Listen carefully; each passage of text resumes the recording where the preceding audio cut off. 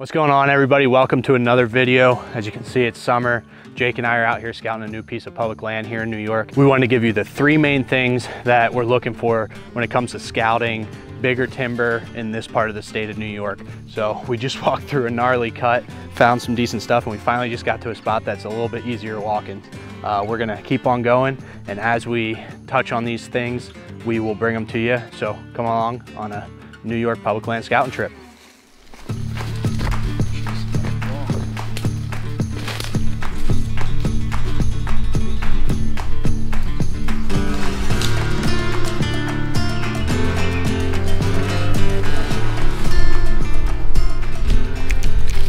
Let's see what was so important to send a balloon up into the sky. Oh, 1, 2. Second birthday. Yep. All right, so we worked our way down. We're standing right on this little knob right above a drainage. And this is the first thing that really has stuck out to me of a spot that could, one, potentially be huntable and a good spot to gain intel. So the first thing, obviously, that we're doing before we hit an area is looking at a map. And there's a few things that we're looking for there. In my opinion, in this part of the state, we don't have a whole lot of diversity in our timber. We have a lot of wide open maple, hemlock, with some oak and beech and stuff mixed through. So when you find diversity, whether that be a cut, small old pocket of field that's grown up, we don't have a lot of that, but when you find it, it could be super minute, but there's always seem to be deer that are hubbed around that.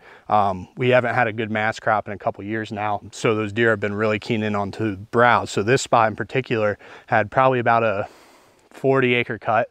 A lot of our cuts are right up against the road, so it makes it difficult to use that as a spot that you're going to hunt, but it lets you key in that, hey, this has got potential to hold deer throughout the year. There's good browse, there's good cover. Like I was just saying to Jake before, where we're standing right now is kind of the first open area on both sides of this cut. This cut is basically a square, and it kind of just pinches down and starts to funnel right down along this drain. So we have a buck bed right here, right in these deadfalls. We just found 3 base beds within 50 yards of each other. Good thermal pull down probably out of that cut. It's kind of the first spot that's really concentrating deer into a single area along this drain. So this is a spot that makes sense for me to throw up a camera. Probably gonna get more of an inventory of deer right here than if we were just to throw a camera on one of those really good trails coming in and out of that cut, because there's a good chance that that's the same little group of deer that are moving in and out every day. So when you're looking at just this type of stuff, there's not as many spots for bucks to be. So that sometimes lends there to be less bucks. It may be a big buck, but there may be less. When you get those big cuts, there's a lot more cover, a lot more spots that a buck could hang out, a lot more deer. So when I look at a map and find a cut that's got all of that habitat in there, that's one of the first things that opens my eyes to say, hey, there's a good chance that there's going to be a good buck in this area. But I kept saying to Jake, we got to get down to some more terrain that is going to lend to more of a pinch or more of a concentration of deer movement. Finally got to that, and that's kind of the second thing that I'm looking for. In this area, I want to find the steepest stuff that I can find. There's multiple reasons for that. 1, deer can escape and live longer. 2, people don't like the steep stuff. And 3, a lot of our deer bed in this wide open stuff by vision, not as much with the wind or anything like that. And I know that may sound not normal, but from my experience, I've noticed deer bedding with more of a visibility factor. I mean, there's spots that they can bed and see a whole lot. You know, looking at your maps, we use Hunt Stand. It's nice because it has so many different layers that you can really dissect the type of timber that's there, the terrain features, and then, you know, obviously your public land markers and everything like that. So dive into the maps, look for that really steep terrain, look for some diversity. It could be as simple as looking at the trees and seeing a little openings here and there. That's gonna probably give you some good browse. And then really getting your feet on the ground and finding those pinch points, those areas that you can actually hunt and be successful, run some cameras or whatever your hunting style is. So right now we're standing at the first spot that I'd say is probably a pretty good area to run a camera. We got a trail cutting off here going down this drainage, and we got another one cutting straight back there. There's another trail that runs right along the edge of that drainage. Those trails along the edge of the drainages, I've always noticed that they heat up during the rut, but these you can see how heavily used they are, and these are just kind of coming out of this cut. So we're gonna throw up a camera here, probably make a mock scrape and keep on moving down through.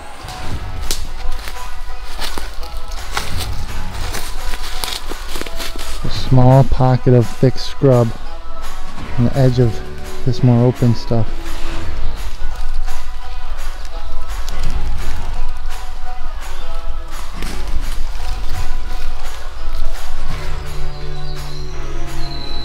Another thing that we're looking for is access. And I don't just mean access to get to a stand. As you can see, we're standing by a little drainage right here, a ditch, and this is a perfect way if we were gonna hunt this spot. What I'm looking for when it comes to these are either really deep ravines that you can still get up through. Some of our ravines are so steep and sharp that you can't even walk through them. This one's about perfect. As you can see, it's pretty flat right down here. You could slip up through this and a deer is not going to be able to be bedded above you and look down into the drain and see you. Or, you know, if you're quiet enough, you could slip right by a buck or doe or whatever, a deer bedded or standing not too far. You can find really good sign, really hot sign, and run a camera there, get pictures of the biggest bucks in the world, whatever it may be. But if you can't get to it undetected or blow your wind right or anything like that, it's gonna kind of, it's most likely not gonna work. Now there's instances that it could, but you know, you're not putting all of the odds in your favor. So that's access of hunting a spot. But another really important piece of access that I've learned in the last couple of years is just access to the public piece in general. Where we're standing right now on the maps, on every map you look at, there is 2 or 3 roads that get you to within probably half a mile of this spot right here. But when you do your scouting on the map, you're like, oh, that's super close to access for other people to get in. I always drive around the spot first and check all those roads, because a lot of times they're private drives or they're gated or there's something that doesn't allow you to get as close as you think when you're looking at that map with your eye. So don't write off those spots that seem super easy to access. Always do your drive-by, check them, because if that was the case, we would be able to get pretty close to this spot by just driving, where once we drove around and saw that you can't use those roads, it's like almost 2 miles back here from the closest parking area. And it's not just a 2-mile trail. It's tough to get back here unless you're coming from private ground. So that's your 2 points of access: access to hunt and access to just get to the public piece in general. Don't overlook the access to the public piece, and being able to get to where you want to hunt is probably one of the most important things. A perfect example is where we just hung that one camera. We were talking about it earlier.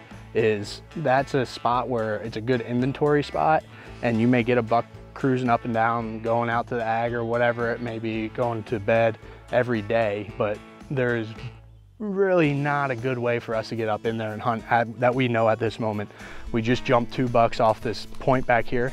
We can use that inventory from there and have a good idea where those bucks are bedding. Most likely they're going to bed on that point, move up there to feed at night, come back in the morning, and we would want to hunt them back here and figure out the access to that, which makes way more sense than going through everything and trying to hunt them where our trail camera is.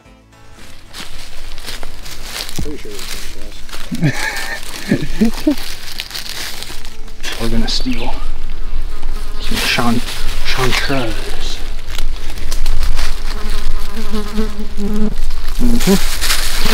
All right, we just finished hiking up the steepest of steep stuff here, so we wanted to go back and just go through the takeaways from today and then go into the next steps. If you guys did enjoy this video, let us know. We'll do more of them, more scouting summer stuff. Let us know if you liked it, and we'll try to do more. If you want to see certain things, drop it below in the comments. First things first, this piece out of a lot of the stuff I've scouted has had the most diversity. We're standing in a huge patch of oaks right now, and actually found a decent amount of real small acorns on the ground that fell in the last storm. So hopefully that will turn into a good crop, or at least a decent crop for us this year. There's a lot of habitat in this chunk. Good age structure of cuts, a lot of browse, a lot of good terrain features. A lot of micro terrain is something that I always find when I get into the pieces. There's a lot more stuff going on than you think when you're just looking at a map. It's got the steep stuff I look for bedding. It's got the bonus, thicket type bedding, good transition lines, good pinch points, good access as far as being able to run up through drains, and most of all, it had a pile of really big buck sign. Big signpost rubs that were deep, We did run into a couple tree stands, but for the amount that we walked, we probably walked 6 miles today, we saw 3 tree stands. So 2 of which I'm pretty confident are gun stands. I usually don't run into a whole lot of pressure bow hunting in this stuff, and they were all close to private lines, in good spots, but close to private lines. So overall, this is a good big check. There's definitely a healthy deer population here, and overall, it checks the boxes for me to want to put a little more effort in. The next step is hopefully finding a big deer or a deer that we want to chase, a mature buck, and then the process begins, nailing it down and trying to lay eyes on them this fall. But my biggest thing is every year I like to try to pick a new piece of public that I can go and just saturate some cameras in there, learn it a little bit, and then it's just build, build, build, build, build, and then you kind of put together the pieces. Snow helps us a lot with that. And yeah, so those are the 3 things that I'm looking for when I'm scouting public here in this part of New York. What I've found to hold big deer, I haven't killed them, but I do find them quite often. So we'll be back here probably in about a month or 2 and move some cameras around and see what's next. We got a lot of summer stuff coming. If you guys like this video, please like and subscribe, and drop below in the comments what you'd like to see in specifics, and we'll try to bring it to you. Thanks for watching. We appreciate you, and we'll catch you on the next one.